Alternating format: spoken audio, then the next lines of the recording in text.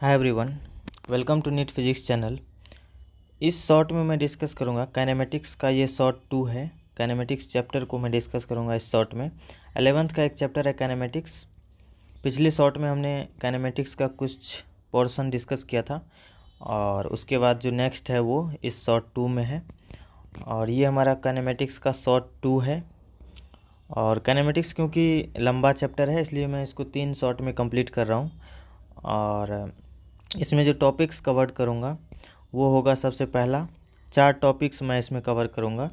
Motion under gravity, Rain Man problem और river boat या river man problem. उसके बाद graphs used in kinematics. Kinematics में जो कुछ ग्राफ्स यूज होते हैं उसको मैं इसमें डिस्कस करूँगा। ठीक है, तो सारे फार्मूलाज एंड सारे कॉन्सेप्ट इसमें कवर्ड होंगे और सारी फार्मूला और कॉन्सेप्ट का आपका इसमें मैं रिवीजन करवाऊँगा। और मैं शॉर्ट नोट, आप लोग शॉर्ट नोट ज़रूर बनाएं, लर्न करें सारे फार्मूलाज और कॉन्सेप्ट को। काइनेमेटिक्स इंपॉर्टेंट चैप्टर है, 2 से 3 क्वेश्चन हर साल जो है नीट में आते हैं। तो और जो है इसका जो PDF है, इसमें जो भी लिखा हुआ है और जो भी मैं लिखूँगा सारी चीज़ों का जो इसका जो PDF है वो मैं अपने टेलीग्राम चैनल पे डाल दूँगा। ठीक है, टेलीग्राम चैनल का लिंक जो है इस वीडियो के डिस्क्रिप्शन में है, आप लोग वहाँ जा कर के उसको ज्वाइन कर लें। ठीक है, तो चलिए इसको स्टार्ट करते हैं। सबसे पहला टॉपिक इसमें मैं डिस्कस कर रहा हूँ मोशन अंडर ग्रेविटी। इसमें एक पॉइंट है जिसको हमें समझना है कि फ्री फॉल एक टर्म आता है। इस फ्री फॉल का मतलब क्या होता है, देखिए, acceleration of body is equal to acceleration due to gravity. जब एक्सेलेरेशन ऑफ बॉडी इक्वल हो जाता है एक्सेलेरेशन ड्यू टू ग्रेविटी के, तो उसको हम बोलते हैं फ्री फॉल कंडीशन। ठीक है, अब देखिए यहाँ पे हमको 3 वैल्यू जो है जी का, एक्सेलेरेशन ड्यू टू ग्रेविटी जो जी है उसका हमको यहाँ पे 3 वैल्यू याद रखना है। जी इक्वल टू पहला है 9.8 मीटर पर सेकेंड स्क्वायर। इसको हम न्यूमेरिकल पर्पज़ से जब न्यूमेरिकल सॉल्व करेंगे तो इसको हम 10 मीटर पर सेकेंड स्क्वायर यूज कर लेंगे। SI यूनिट है ये। और जी का दूसरा वैल्यू है 980 सेंटीमीटर पर सेकेंड स्क्वायर। जब हम लोग न्यूमेरिकल में कैलकुलेशन को इजी बनाने के लिए वहाँ यूज कर लेंगे न्यूमेरिकल में क्या, 1000 सेंटीमीटर पर सेकेंड स्क्वायर। ये CGS यूनिट है। ठीक है, और जी इक्वल टू जो होता है FPS यूनिट में वो होता है 32 फीट पर सेकेंड स्क्वायर। ठीक है, अब देखिए यहाँ पे एक नोट पॉइंट है मोशन अंडर ग्रेविटी से रिलेटेड। उस नोट पॉइंट को यहाँ पे हम लोग जो है समझते हैं, इससे हमारा थियोरेटिकल क्वेश्चन जो है बन सकता है। ठीक है, तो देखिए इफ़ अ बॉडी, पहला जो नोट पॉइंट है वो है if a body is dropped और रिलीज और फॉल और इट स्टार्ट्स फॉलिंग फ्रीली। तो इसका मतलब होता है इस सारे टर्म, अगर ये सारा टर्म अगर आपको क्वेश्चन में दिखता है लिखा हुआ कि बॉडी को ड्रॉप कर रहे हैं, बॉडी को रिलीज कर रहे हैं, या बॉडी को फॉल कर रहे हैं, या बॉडी स्टार्ट कर रहा है falling freely, then its initial velocity is 0। Numerical जब सॉल्व करेंगे तो वहाँ पर हमको इस सब पॉइंट का क्या करना है, ध्यान में रखना है। तब वहाँ पे अगर न्यूमेरिकल में ये सब टर्म मिलता है तो आपको वहाँ पे इनिशियल वेलोसिटी क्या मान लेना है, 0।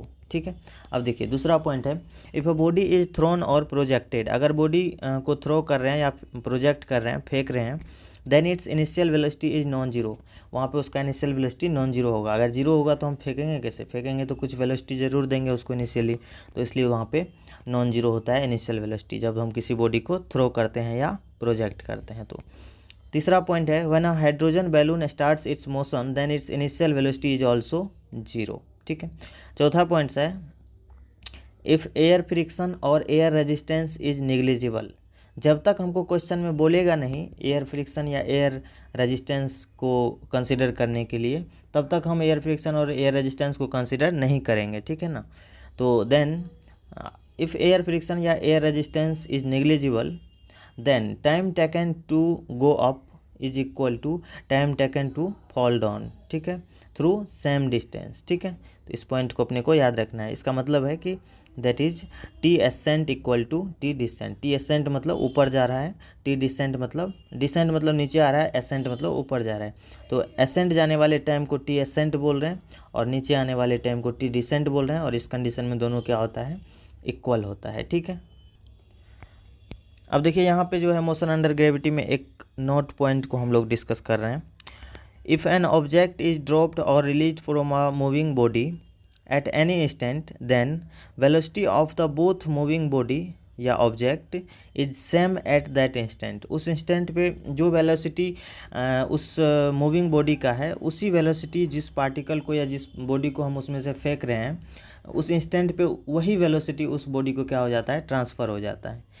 ठीक है ना। तो वही बात यहाँ पे बोल रहा है कि if an body is dropped और release from a moving body at any instant then velocity of the both moving body या object is same at that instant. ठीक है, तो इस पॉइंट को अपने को याद रखना है, थ्योरेटिकल क्वेश्चन बन सकता है। अब देखिए यहाँ पे इम्पोर्टेंट कंक्लूजन है कुछ, इसको हमें समझना है यहाँ पे कि t=0 सेकेंड से लेकर के t=6 सेकेंड तक हम लोग यहाँ पे देख रहे हैं u=0 है, इनिशियल वेलोसिटी यहाँ पे 0 है। उसके बाद g जो है हमेशा नीचे की तरफ लगता है, तो वहाँ यहाँ पे मैं दर्शाया हुआ हूँ, तो g का वैल्यू यहाँ पे -g हम लोग यूज करेंगे क्योंकि डायरेक्शन किधर है, नीचे की तरफ। ठीक है, तो अब देखिए यहाँ पे Snth हम फॉर्मूला लगाते हैं और एक्सेलरेशन क्या है, कांस्टेंट। जी तो क्या होता है, कांस्टेंट ही तो होता है। तो जब एक्सेलरेशन कांस्टेंट है तो हम इक्वेशन ऑफ मोशन यूज कर सकते हैं, और इसीलिए मैं यहाँ पे इक्वेशंस ऑफ मोशन यूज कर रहा हूँ। और यहाँ पे u क्या है, 0। तो Snth हो जाता है -g/2 इंटू 2n-1। तो यहाँ से हमारा जो है S first, S second, S third का जो रेशियो आता है वो आता है 1:3:5:7:9। और इस तरह से हमारा, अगर हम इसको x मानते हैं, पहला S फर्स्ट को x मानते हैं, तो दूसरा जो है हमारा S सेकेंड वो 3x हो जाता है। इस तरह से 5x, 7x, 9x हो जाता है। ठीक है, तो x अगर t=1 सेकेंड पे जो है रेशियो ऑफ सक्सेसिव, यहाँ पे देखिए ratio of successive odd numbers if time interval is 1 second. अगर टाइम इंटरवल 1 सेकेंड होता है तो x क्या होता है, 5 मीटर। तो यहाँ पे अगर टाइम इंटरवल 1 सेकेंड है तो हमारा x 5 मीटर आता है। तो s फर्स्ट क्या आता है, 5 मीटर। तो हमारा जो है s सेकेंड क्या आएगा, 3x मतलब 15 मीटर। s थर्ड क्या आएगा, 5x मतलब 25 मीटर। इसी तरह से हमारा 35, 45 और 55 मीटर आता है। ठीक है, अब देखिए ये हम लोग समझ ही लिए हैं कि ratio of successive odd number है ये जो हम लोग डिस्कस किए हैं, x, 3x, 5x, 7x, ये क्या है, ratio of successive odd number. ठीक है, अब देखिए if time interval of 1 second, अगर टाइम इंटरवल 1 सेकेंड का होता है तो हमारा जो s फर्स्ट होता है, ये x क्या है, s फर्स्ट है, s फर्स्ट हमारा 5 मीटर होता है। ठीक है, तो ये देखिए, अब देखिए नोट पॉइंट है हमारा, above ratio also valid for equal time interval. यहाँ पे तो हमारा टाइम इंटरवल क्या था, 1 सेकेंड, लेकिन अगर टाइम इंटरवल 5 सेकेंड भी है लेकिन इक्वल टाइम इंटरवल है तो हम वहाँ भी इसको यूज कर सकते हैं। तो above ratio also valid for equal time intervals. ठीक है, तो इसको भी हमें याद रखना है। अब देखिए एक स्टार पॉइंट है यहाँ पे, motion of the body if constant air resistance is constant. देखिए यहाँ पे motion of the body if constant air resistance is count. देखिए यहाँ पे मैं गलत पढ़ दिया था इस लाइन को, देखिए क्या होता है, मोशन ऑफ द बॉडी हमको पूछा जा रहा है अगर एयर रेजिस्टेंस को काउंट करें तब। तो मैंने पहले ही बोल दिया हूँ आपको, मैंने पहले ही बोल दिया आपको कि ये जो है इक्वेशंस ऑफ मोशन में कि एयर रेजिस्टेंस अगर आपको बोलेगा काउंट करने के लिए तभी काउंट करना है, अदरवाइज नहीं करना है। तो यहाँ पे हमको बोला गया है कि आप एयर रेजिस्टेंस को काउंट करो फिर बताओ मोशन ऑफ द बॉडी। तो हम यहाँ पे क्या कर रहे हैं, एयर रेजिस्टेंस को काउंट कर रहे हैं। देखिए तो बहुत ही इंपॉर्टेंट है, इसको अच्छे से समझते हैं कि इनिशियली हमारा जो है यहाँ पे बॉडी को फेंका जा रहा है नीचे से। ठीक है, v1 वेलोसिटी देके, ठीक है, ऊपर जा कर के टॉप पे इसका वेलोसिटी क्या हो जाएगा, 0। तो टॉप पे इसका वेलोसिटी हो गया 0। अब यहाँ पे देखें तो यहाँ पे एयर रेजिस्टेंस नीचे की तरफ लग रहा है। जब बॉडी ऊपर जाता है तो उसके अपोजिट में क्या लगता है, एयर रेजिस्टेंस। ठीक है, तो बॉडी ऊपर जा रहा है तो एयर रेजिस्टेंस नीचे की तरफ लग रहा है, और जी तो हमेशा नीचे ही लगता है। तो यहाँ पे ए नेट जो है वो क्या हो जाता है, g+a। लेकिन जब बॉडी ऊपर से नीचे आ रहा है तो एयर रेजिस्टेंस तो बॉडी के मोशन के अपोजिट डायरेक्शन में लगता है, तो एयर रेजिस्टेंस क्या लगेगा, ऊपर। और एयर रेजिस्टेंस ऊपर लग रहा है और जी तो हमेशा नीचे ही लगता है, तो यहाँ पे ए नेट इक्वल टू क्या हो जाएगा, g-a। अब इसी को यूज करके हम जो है कुछ वो निकालते हैं, कुछ फार्मूला बनाते हैं, कुछ स्टैंडर्ड फार्मूला। अब देखिए यहाँ पे कि वही है कि जब अपवर्ड मोशन हो रहा था तो v1 इक्वल टू क्या था, जो हमारा इनिशियल वेलोसिटी देके उसको फेंक रहे थे, वो v1 इक्वल टू था g+a into T decent accent ऊपर जा रहा है तो एसेंट होगा यहाँ पे टी एसेंट, ठीक है। तो इस तरह से यहाँ पे टी एसेंट का फॉर्मूला हमें याद रखना है, क्या होता है 2h/g + a।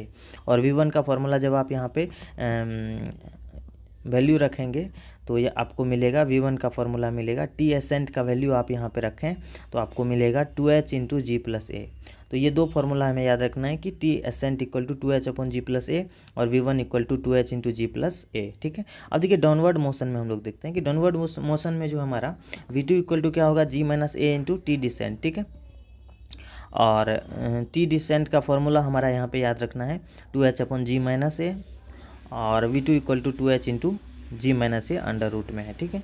अब कंक्लूजन क्या है, तो देखिए T ascent less than T descent होता है हमेशा, तो v1 जो है ग्रेटर देन v2 होता है। ये दोनों पॉइंट अपने को याद रखना है। पहला point T ascent is less than T descent और दूसरा पॉइंट है v1 ग्रेटर देन v2। ये देखिए कैसे हुआ कि आप देखिए टी एसेंट का फॉर्मूला देखिए, नीचे में प्लस हो रहा है, इसका मतलब क्या है कि डिनोमिनेटर जो है वो ज़्यादा है। डिनोमिनेटर जब ज़्यादा होता है तो हमारा जो वैल्यू है वो क्या आता है, कम।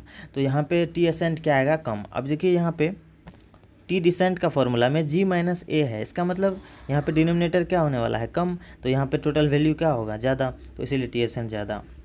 अब देखिए v2 = क्या हो जाएगा 2h × g - a और यहाँ पर v1 = क्या है 2h × g + a। यहाँ पे प्लस हो रहा है, इसका मतलब v1 ज़्यादा है और यहाँ पे माइनस हो रहा है v2 में, इसका मतलब v2 कम है। तो यही दो रिजल्ट हमें याद रखना है कि T ascent less than T descent है और v1 ग्रेटर देन v2 है। अब देखिए यहाँ पे इंपॉर्टेंट पॉइंट्स है कि हम जो है पार्टिकल को यहाँ से t = 0 सेकेंड से स्टार्ट कर रहे हैं, ठीक है, और t = 4 सेकेंड पे जा रहे हैं, फिर t = 4 सेकेंड से t = 8 सेकेंड तक जाएंगे, ठीक है। तो देखिए पहले हमारा वेलोसिटी था 40 मीटर/सेकेंड, तो हमेशा देखिएगा ये 10 से घटेगा और इधर बढ़ेगा तो 10 से बढ़ेगा।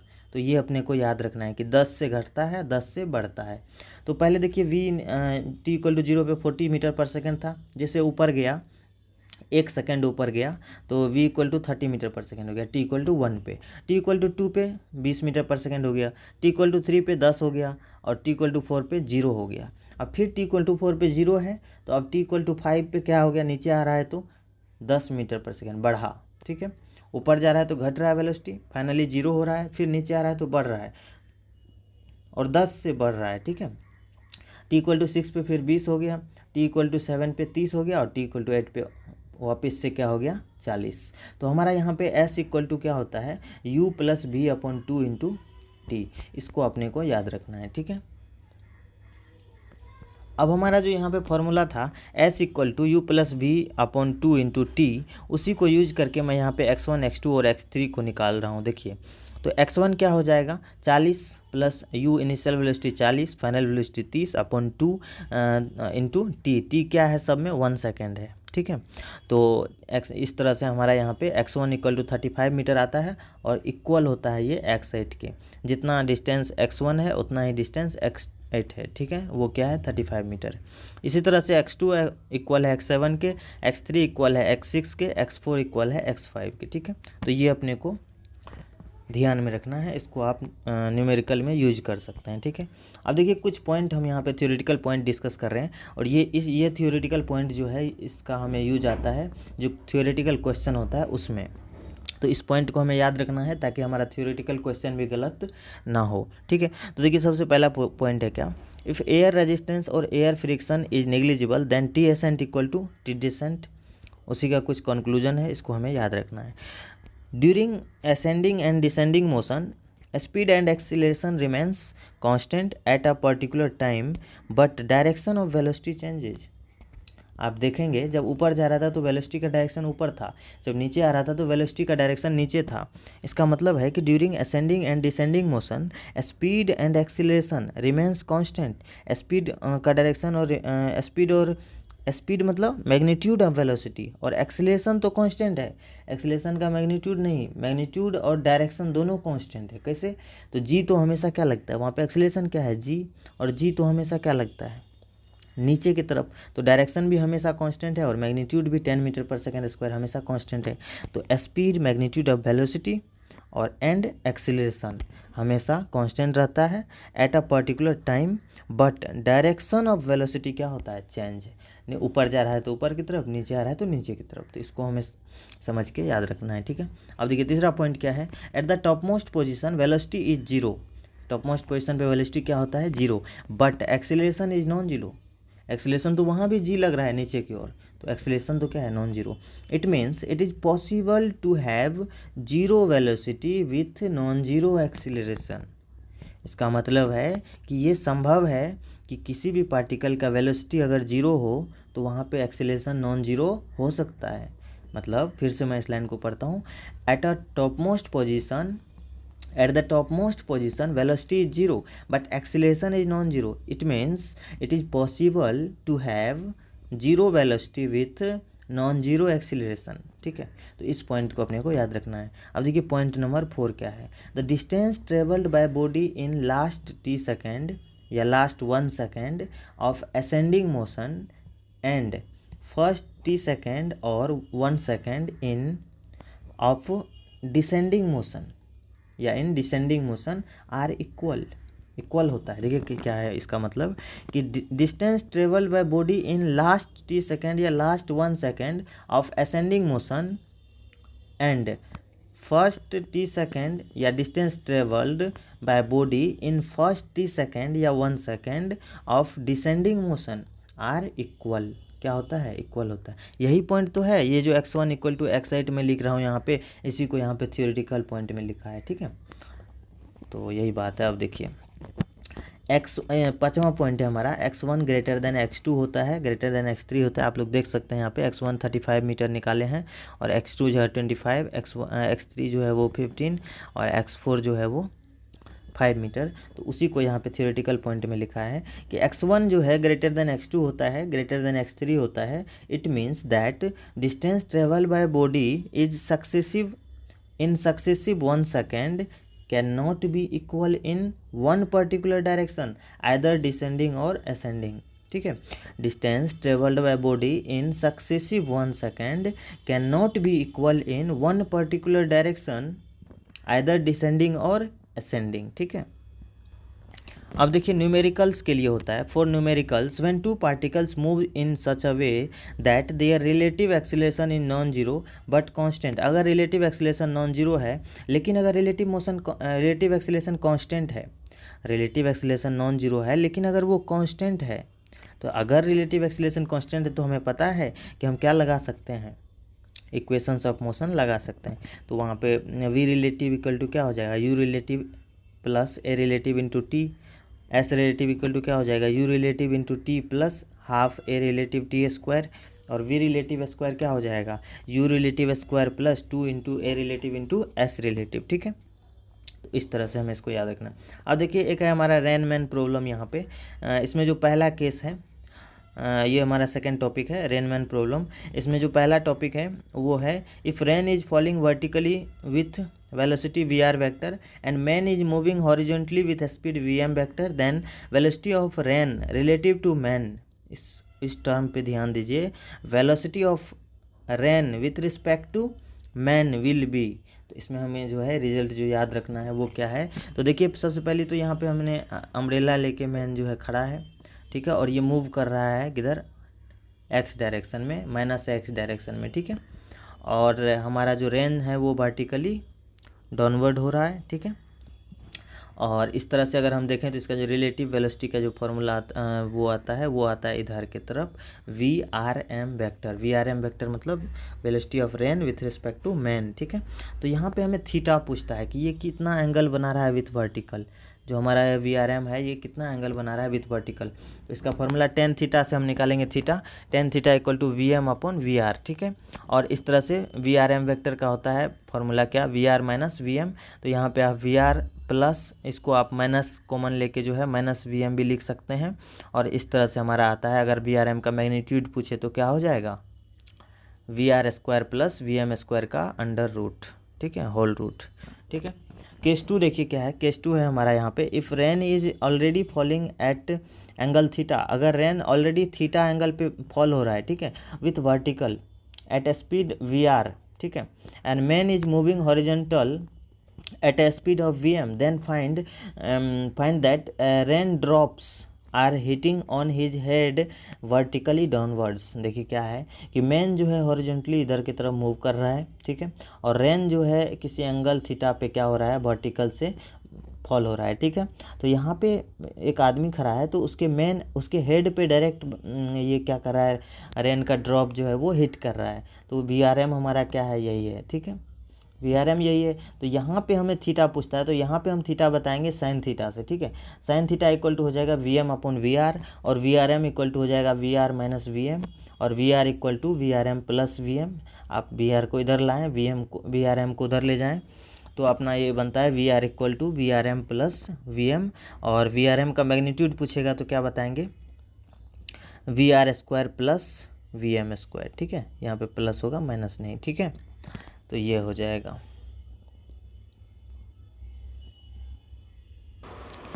यहाँ पे आप लोग देखें, यहाँ पे जो है माइनस होगा, ठीक है, प्लस नहीं होगा, माइनस होगा, क्योंकि देखिए वहाँ पे हमें H पूछा जा रहा था। तो H इक्वल टू होता है V² बेस का स्क्वायर प्लस परपेंडिकुलर का स्क्वायर का अंडर रूट। लेकिन यहाँ पे हमें बेस पूछा जा रहा है, बेस पूछा जा रहा है, इसका मतलब है कि B इक्वल टू क्या हो जाएगा, H² - P² का अंडर रूट, ठीक है। तो इसीलिए यहाँ पे माइनस ही होगा, ठीक है।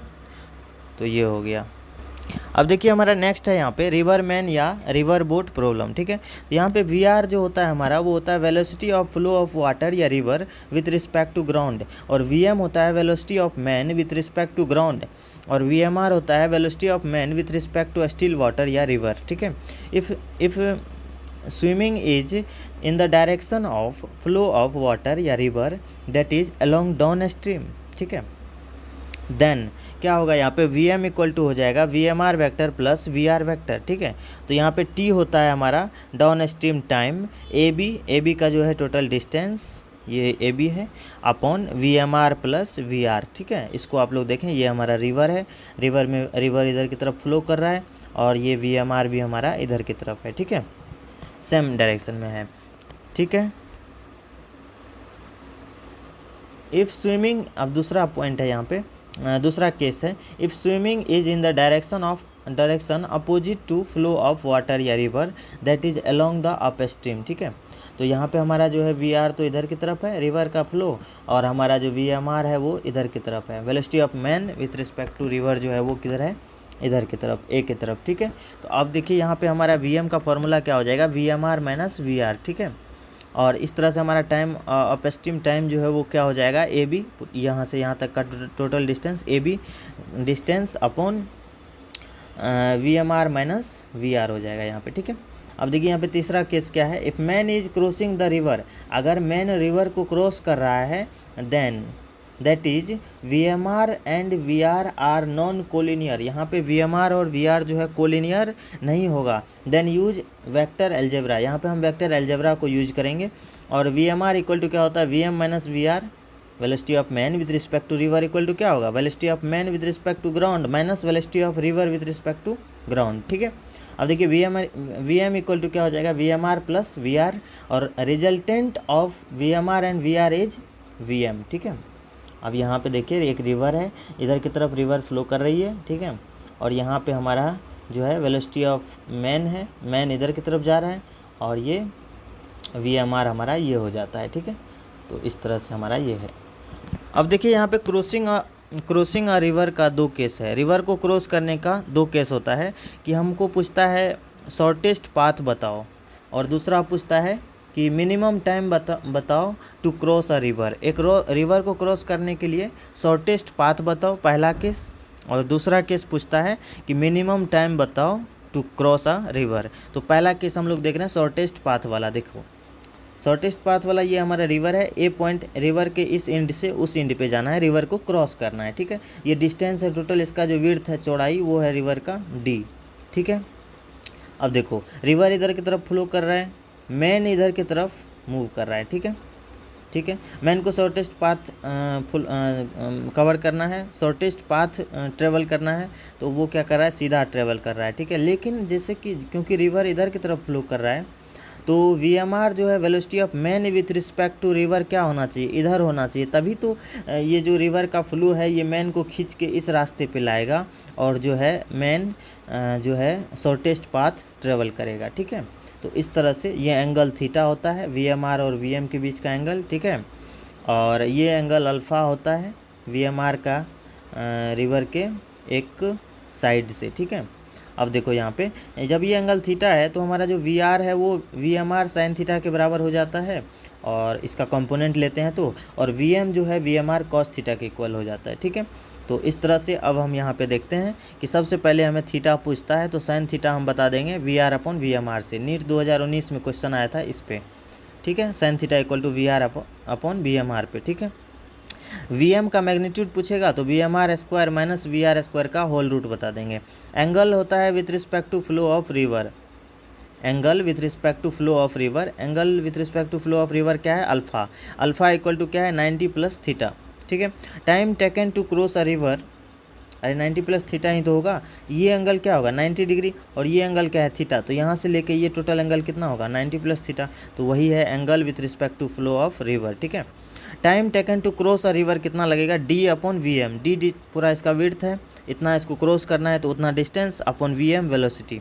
ठीक है, D अपॉन VM क्या है, VMR कॉस थीटा, वो रख देंगे यहाँ पे, और यहाँ पे VM का वैल्यू इस टर्म में भी रख देंगे, VMR square minus VR square का होल रूट। तो ये हमारा फार्मूला बन जाएगा। ठीक है, इस सारे फार्मूलाज को अपने को याद करना है। ठीक है, minimum time to cross a river क्या होगा, if it is possible if theta is equal to 0। देखो, minimum time to cross a river it is possible if theta equal to 0। अगर थीटा इक्वल टू 0 है तभी ये possible है। ठीक है, that is cos theta equal to 1। अब cos theta equal to 1 maximum होता है। ठीक है, तो तभी ये पॉसिबल है जब थीटा इक्वल टू 0 डिग्री है और कॉस थीटा इक्वल टू 1 है, मतलब कि मैक्सिमम है।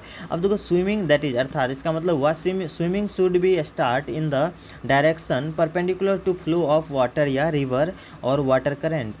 तो इसका मतलब यहाँ पे ये इसका विड्थ है, चौड़ाई है रिवर का D। ठीक है, और यहाँ पे हमारा VM है।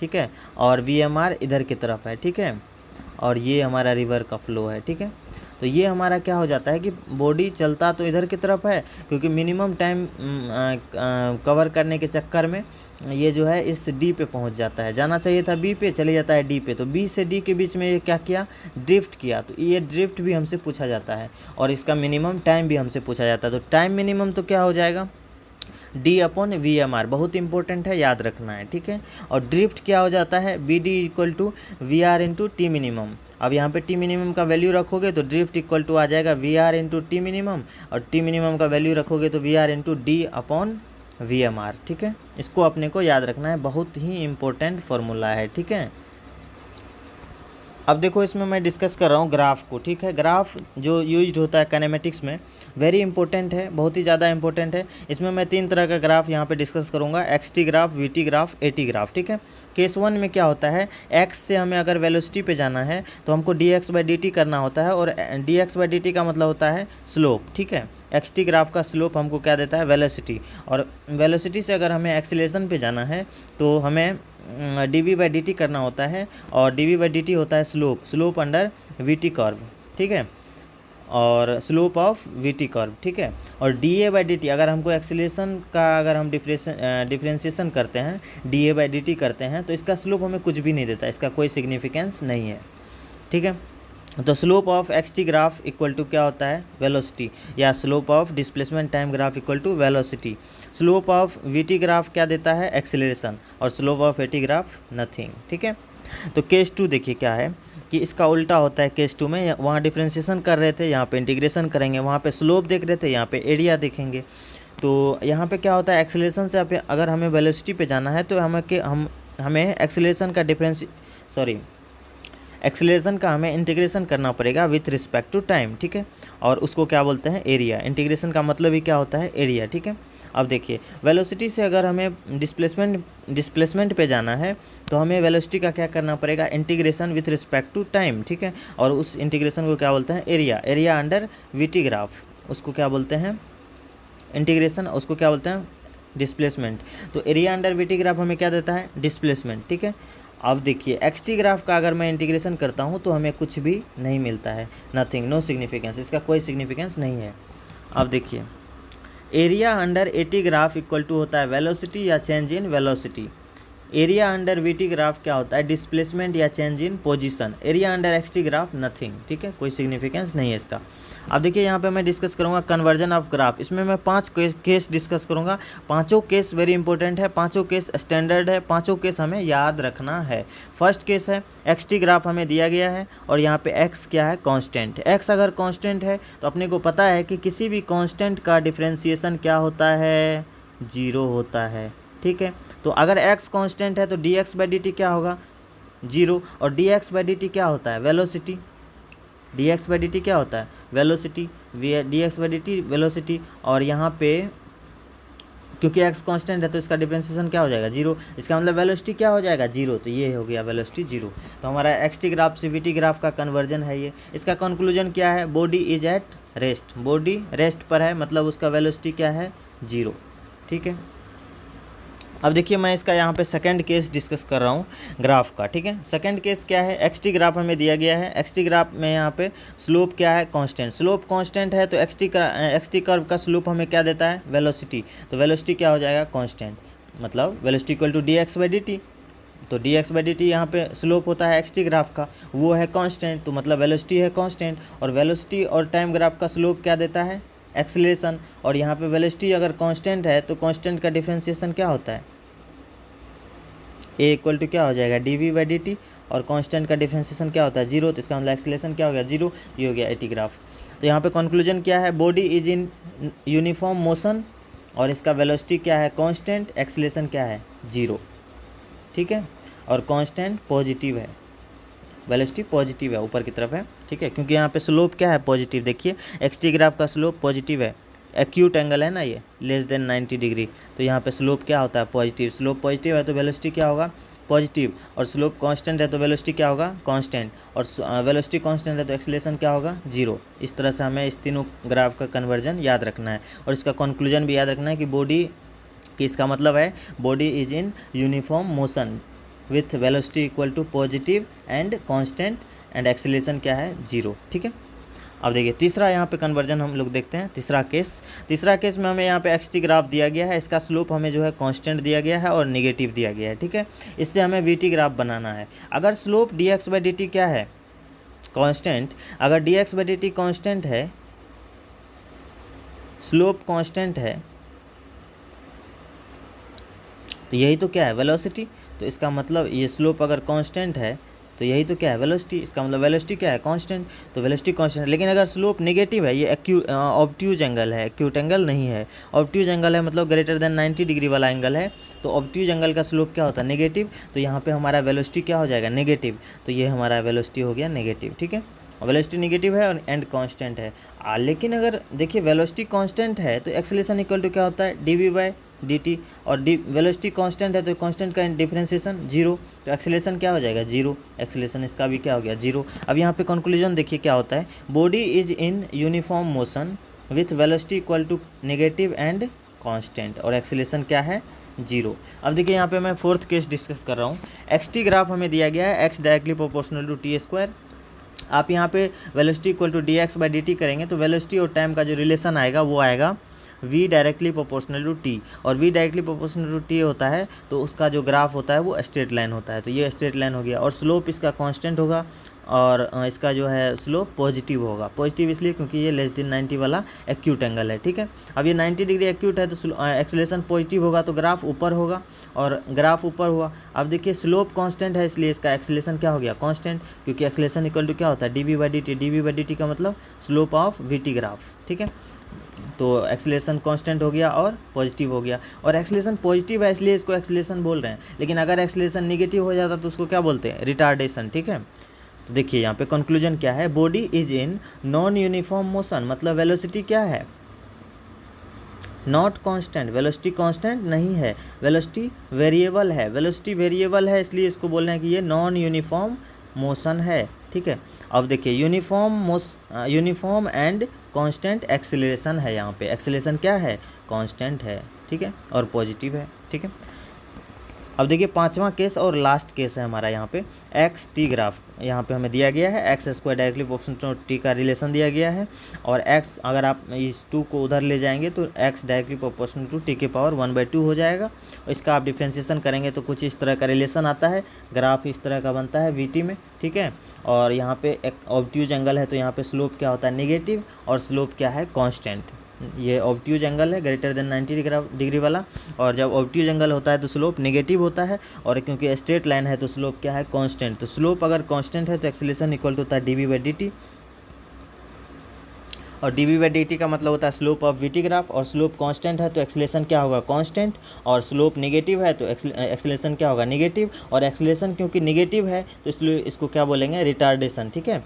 तो अब देखिए बॉडी इज इन, इसका कंक्लूजन क्या है, body is in non uniform motion and slope इसका क्या है कांस्टेंट एंड यूनिफॉर्म, एक्सीलरेशन इसका क्या है कांस्टेंट या यूनिफॉर्म, रिटार्डेशन इसको क्या बोल रहे हैं रिटार्डेशन। एक्सीलरेशन नेगेटिव है इसलिए इसको क्या बोल रहे हैं रिटार्डेशन, और रिटार्डेशन एक्सीलरेशन क्या है कांस्टेंट या यूनिफॉर्म। रिटार्डेशन क्या है कांस्टेंट या यूनिफॉर्म, और body is in non uniform motion क्योंकि वेलोसिटी जीरो नहीं है, वेलोसिटी क्या है वेरिएबल है, वेलोसिटी कांस्टेंट नहीं है, ठीक है ना, वेलोसिटी वेरिएबल है इसलिए इसको क्या बोल रहे हैं नॉन यूनिफॉर्म मोशन, ठीक है।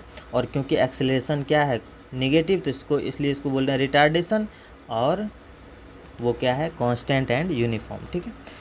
तो वेलोसिटी क्या है वेरिएबल इसलिए नॉन यूनिफॉर्म मोशन, एक्सेलरेशन क्या है नेगेटिव इसलिए बोल रहे हैं रिटार्डेशन, और एक्सेलरेशन क्या है या रिटार्डेशन क्या है कांस्टेंट या यूनिफॉर्म, ठीक है।